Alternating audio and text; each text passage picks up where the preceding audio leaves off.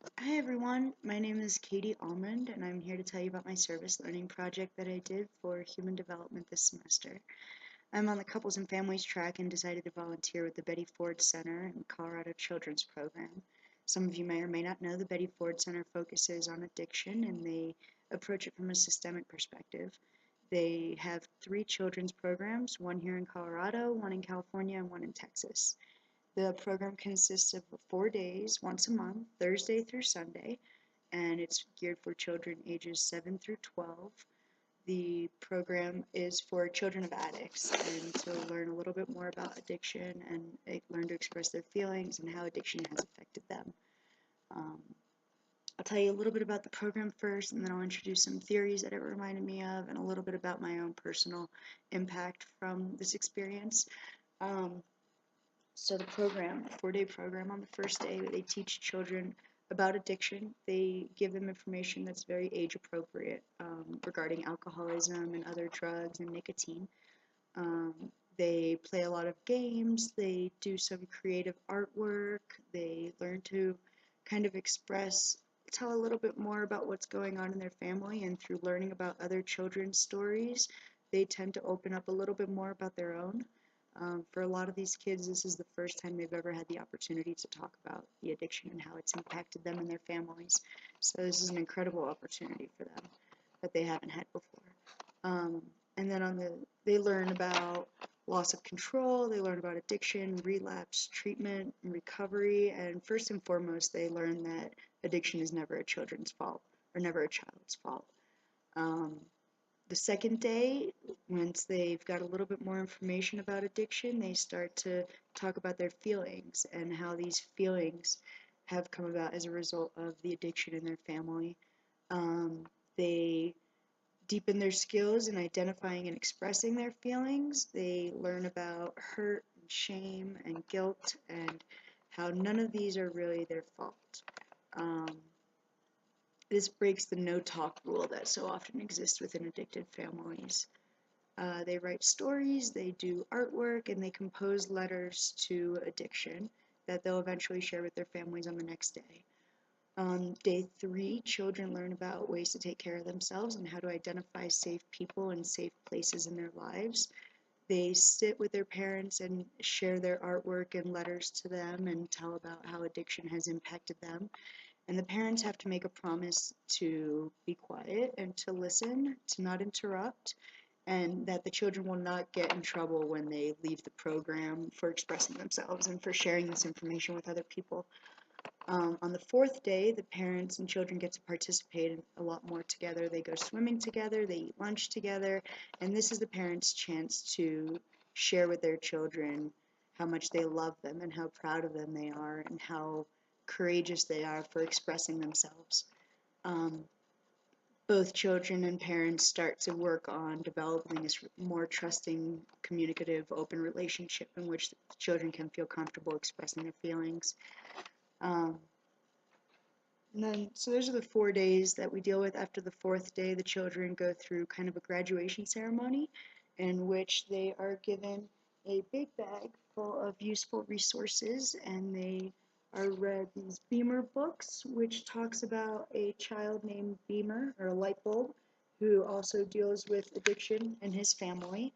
They're also given pins and coloring books, all kinds of great information and stuff that they can use. And they're also invited back for a follow-up session. They do sessions 2 and 3 with children who have gone through these first 4 days of the program. And they also do a weekly follow-up program. Every Wednesday they do aftercare for an hour, and children are also invited to come back for that. So after this graduation ceremony, I think the hardest part for me personally was letting these children go and not knowing what's going to happen.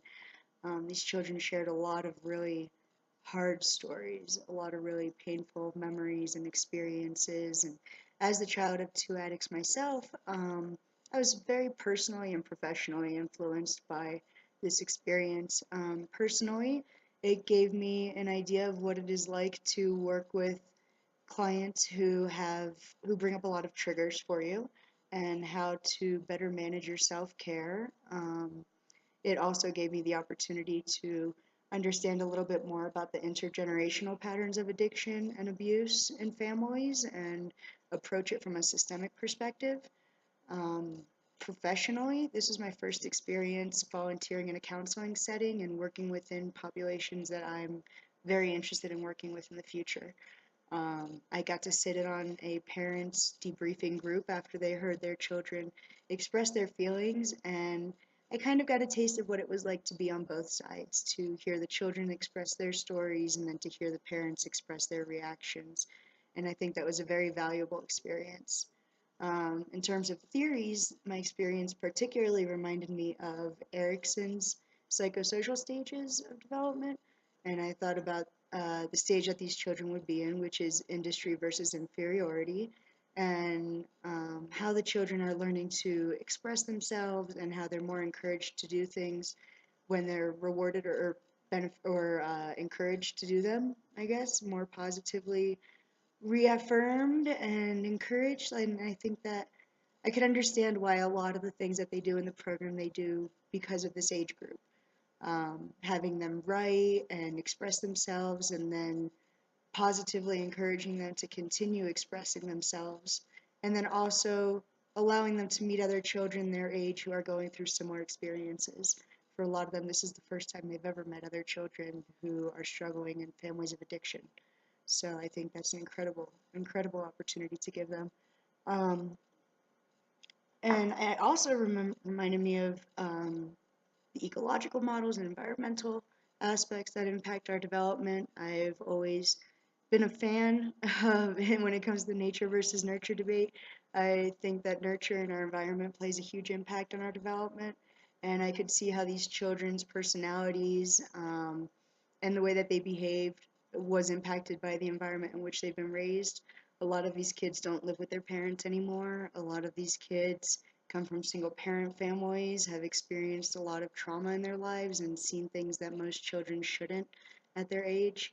Um, we've had children, we had children who were embarrassed by their parents' experience, and it was really hard and challenging, but very rewarding in and of itself.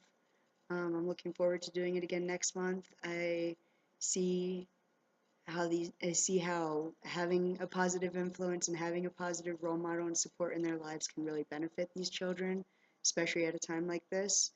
And hopefully this will help improve their self-esteem and their ability to express themselves, their comfort level with who they are, and find safe places and safe people to surround themselves with. If you have any questions or concerns, please give me a call or shoot me an email. I'm sorry, I've been sick ever since volunteering with the children, so I'm a little sorry for the tardiness and looking like a bit of a mess. But I wanted to share my experience with you all, and thank you very much for giving me this opportunity. It was an incredible opportunity to volunteer with this group, with these groups, and thank you.